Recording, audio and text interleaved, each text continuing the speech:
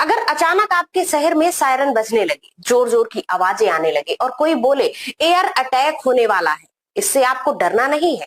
और जान लीजिए कि आपको करना क्या है, क्योंकि भारत पाक तनाव एक बार फिर खामोश हलचल में बदल चुका है। सायरन का मतलब है खतरा नजदीक है। उस वक्त बिल्डिंग से बाहर मत भागिए, सीढ़ियों की बजाय बाथरूम या स्टोर रूम जैसे मजबूत कमरे में छिपिए। शीशे और खिड़कियों से दूर रहे, वो आपके सबसे बड़े दुश्मन बन सकते हैं। अफवाहों पर नहीं, सिर्फ प्रशासन की बात मानिए। और सबसे जरूरी बात, डरिए मत, तैयार रहिए। ये वॉर नहीं, अभी सिर्फ वार्निंग है, लेकिन जब आसमान में सायरन गूंजे तब आपकी समझदारी ही आपकी ढाल होगी। क्या आपके शहर